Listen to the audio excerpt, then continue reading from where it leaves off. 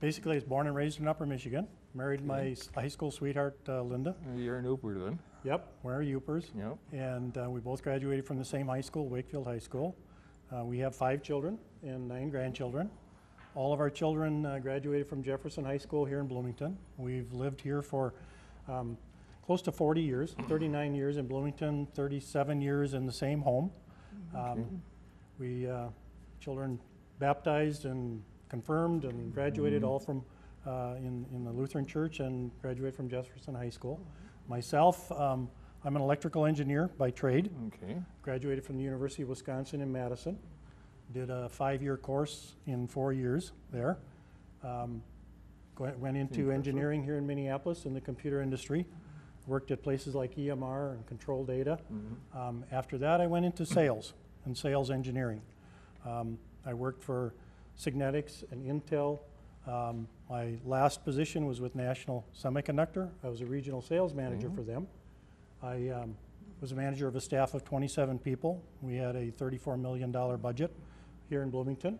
It was during one of the roughest times in the semiconductor industry and the computer industry here in Minneapolis. We were closing down CDC, closing down UNIVAC, closing down Fabritech, Lee Data, you can name a whole bunch of them.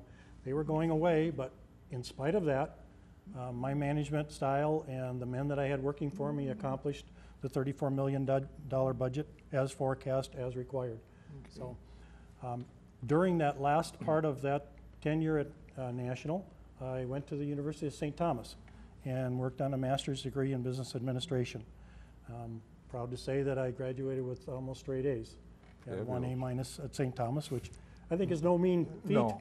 While you're raising a family, working full-time, and managing a large group of people. So I think I come qualified to lead, direct, understand, and problem solve, in a position such as the mayor of Bloomington requires.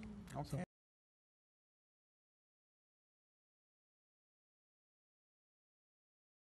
Now, the next thing I want to ask you is what got you into politics? I gather it was something to do with Jefferson High School. Jefferson High School was part of it. That was an arduous task. It took about 16 to 18 months. A parental group formed, exploded into a large group of about 150 people, and then imploded because we were being stonewalled or held off by the school administration. But a gentleman by the name of Tom Nelson, his wife Joanne, Kay Harkins and Doug Harkins, myself and my wife persevered. I gathered up all of the PSAT and the SAT test scores, published them in the Bloomington Sun, got the Commissioner of Education for the state of Minnesota to come to Bloomington, talked to him.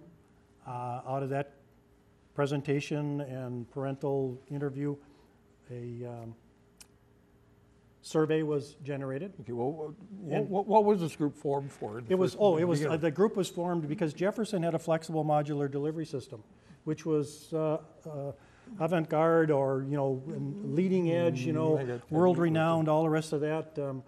But our children had no guidance. 60% of their time was free to do whatever they want. There was no attendance.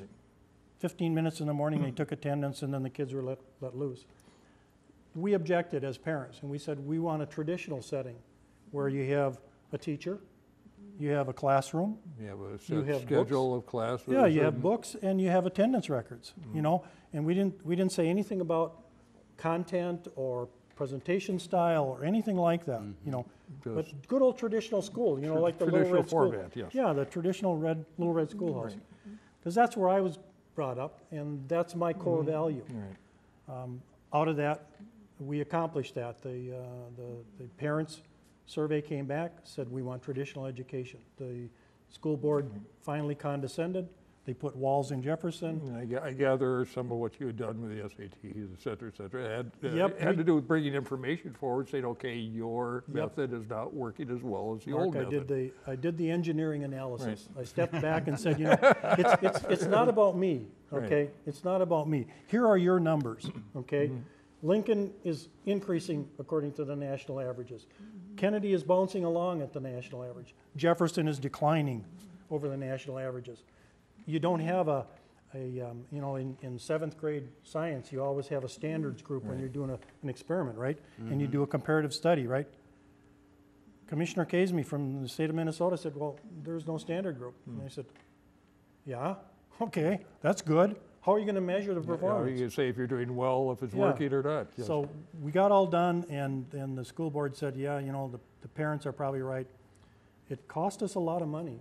It cost about $400,000, $320,000 to We put won't talk about time and effort and yeah, everything walls else in the to building get there. in Jefferson, and then $80,000 to buy books.